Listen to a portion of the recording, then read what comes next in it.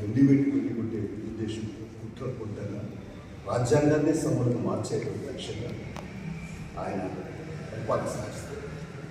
ఇప్పటికే కార్పొరేట్ సంస్థలు పెద్దపీట వేసి ఆర్థిక వ్యవస్థను ముందుకు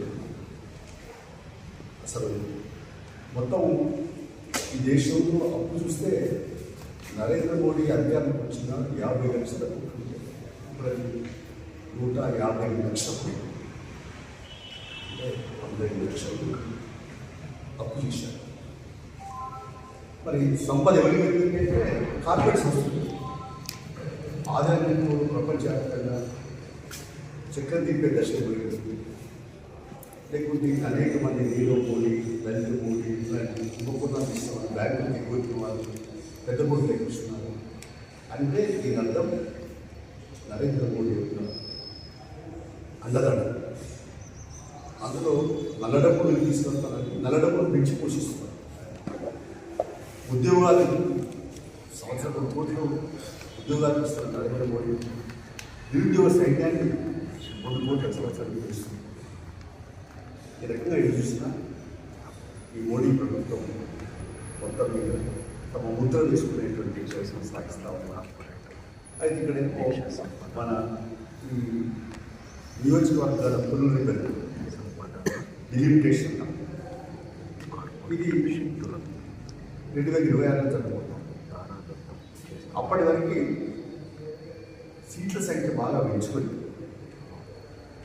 ఉత్తరాది రాష్ట్రాల్లో వాళ్ళకేమో కొంచెం పట్టు ఉన్న రాష్ట్రాలు ఉన్నాయి. అందులో ఉత్తరప్రదేశ్లో అనూహ్యంగా ఇప్పటికీ అదొకటిగా 20 సీట్లు పైబడుతున్నాయి. ఇంకా 36 సీట్లు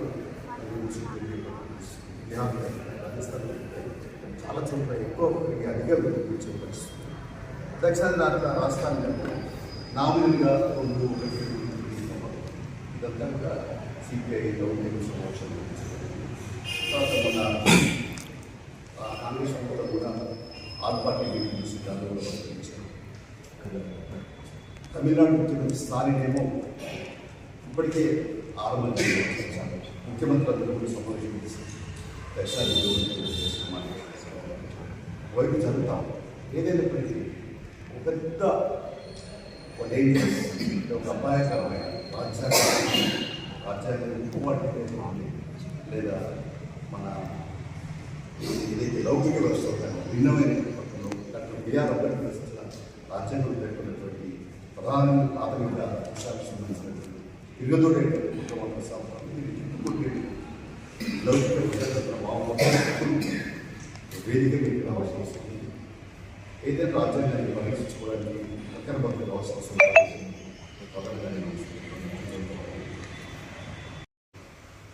కాకపోతే ఈ ఎలిమినేషన్ కానీ జమిలీ ఎన్నికలు కానీ ఇవన్నీ కూడా ప్రతిపక్షాల నోళ్ళొక్కి గుర్తులొక్కి తిరిగి లేకుండా చేసేది ఈ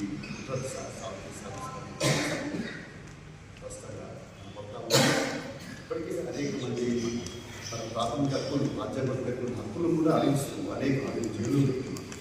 ఒకసారి సాయిబాబా నిర్దోషిగా సుప్రీంకోర్టు ఆయన అలాంటి భరించాల్సిన తీసుకునే కారణం ప్రభుత్వమే కదా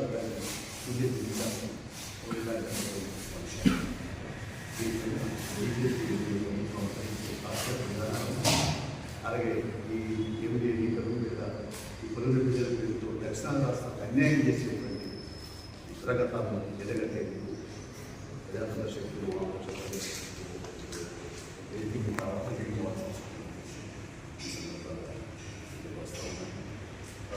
మన రాష్ట్రానికి సంబంధించినటువంటి పరిస్థితులు తెలంగాణ నుంచి 11 ఏళ్ళు దాటి ఇంకా పూర్తి స్థాయిలో అమరైతే మనం ఏమనుకున్నాం, తెలంగాణ వస్తే ఆత్మ గౌరవపడవాలి.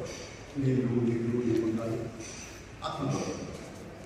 ఆత్మగౌరవం సాగలేదు, ఆత్మ పంచకత్వం సాగించి చేసి అనేక సందర్భాలు ఇంద్రాబాద్ ధర్నా చౌక్ ఎట్టేస్తే దాన్ని లేని కన్వీనర్ ధర్నా చౌక్ సాధించింది. సేవ్ ఇంద్రాబాద్ అనేది ఆక్యుపై ధర్నా చౌక్ కూడా నినాదించి కోర్టులు కూడా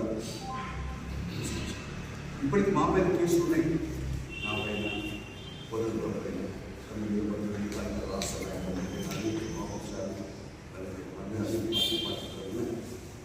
మరి ఈ ప్రభుత్వం అయినా ఆ కేసులు తీసేయడం ప్రత్యేక తెలంగాణ ఉద్యోగులు పనిచేస్తున్నందుకు గుర్తింపు చేస్తామని అది కూడా ఇంకా తీసి దానికి సంబంధించినటువంటి అమలు కోరుకోవాల్సిన అవసరం. 11 వచ్చిన తర్వాత తెలంగాణ సాయుధ పోరాటంలో ఎవరైతే అమరులైనా త్యాగాలు అన్నాడు కేసీఆర్ పోయినాడు, ఇప్పుడు రేవంత్ రెడ్డి కూడా పోతున్నాం. కానీ వాళ్ళకి సంబంధించిన ఒక శృతి చీరణ లాంటివి కూడా ఏర్పాటు చేయడం. తెలంగాణ అంటే తెలంగాణ సాయుధ పోరాటం లేకుండా తెలంగాణ లేదు. ఈ విషయాన్ని పాల్గొంటున్నాం. సరే, బడ్జెట్కి సంబంధించి బడ్జెట్ సమావేశం మన బడ్జెట్ ఏంటి ఇవాళ చర్చ. బడ్జెట్ అనేది మేము చాలా బడ్జెట్ చూసినాం, 5 సంవత్సరాలలో మేము బడ్జెట్లో చూసినాం. అంకెల గారెంటీ ఫిగర్ బాగా హైప్ చూసినాం, కానీ ఖర్చు పూర్తి స్థాయి కాదు. అంతే నేననేది ఏంటంటే ఈ బడ్జెట్ అనేది అంకెల గారెంటీ కాదు, అమలు బడ్జెట్ కావాలి అనేది. రెండవది విద్య, వైద్యం. సరే, రాజీవ్ సంబంధించినటువంటి స్వయం ఉపాధి పథకాల ఉపయోగించే ఇట్లాంటి నిరుద్యోగాలకు సంబంధించిన వాళ్ళకి వాళ్ళు చేసేది, ఉద్యోగాలకు వచ్చేది, ప్రతి హామీలు అమలు ప్రయత్నాలు సాగుతుంది. అసలు సాగుతుంది గుడ్డిగా కమ్యూనిస్ట్ పార్టీ గుడ్డిగా ప్రయత్నించేది, గుడ్డిగా సమర్థించింది. ఒక రకంగా చెప్పాలంటే ఇష్యూ బేస్డ్ దాని సమస్యను ప్రాతిపదికగా ఇది దాన్ని చూపెట్టడం ఇప్పటికీ తెలంగాణ కనుక పేదవాళ్ళకి ఎందుకంటే డబ్బులు వచ్చిందంటే ఎవరు చెప్పుకుంటే టీఆర్ఎస్ చెప్పుకుంటే వాళ్ళ అడగలు చెప్పుకుంటే అసలు ఉష లేదు, ఇల్లు లేదు, జాగ్రత్త ఇచ్చినటువంటి